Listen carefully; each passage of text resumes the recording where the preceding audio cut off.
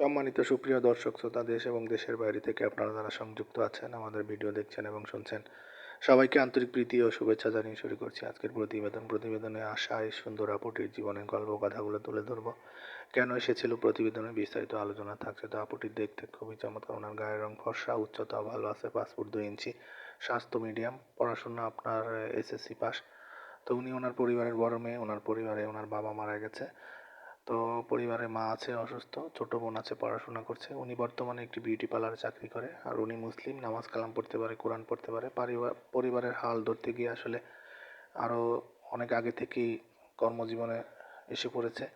তো সেখান থেকে যতটুকু আয় হয় সেটা দিয়ে কোনো মতে তার পরিবারকে নিয়ে চলছে। তা আর্থিক অসচ্ছলতায় আসলে আসলে ওনাকে গ্রাস করে রেখেছে, যার জন্য বিয়ে শাদী বসতে পারেনি।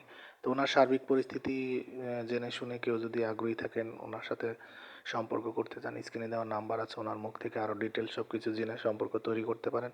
আর আমাদের চ্যানেলের ভিডিওগুলো যারা নিয়মিত দেখছেন, ভালো লাগলে অবশ্যই একটি লাইক, কমেন্ট এবং সর্বোচ্চ শেয়ার করে ভিডিওটি চ্যানেলকে সাপোর্ট করবেন এবং চ্যানেলটিকে সাবস্ক্রাইব করতে ভুলবেন না। আপনারা পাশে ছিলেন, পাশে থাকবেন সেই প্রত্যাশা আজকের মতো এখানে বিদায় নিচ্ছি। সবাই ভালো থাকুন, সুস্থ থাকুন, স্বপ্নভূমির সাথেই থাকুন। আসসালামু আলাইকুম।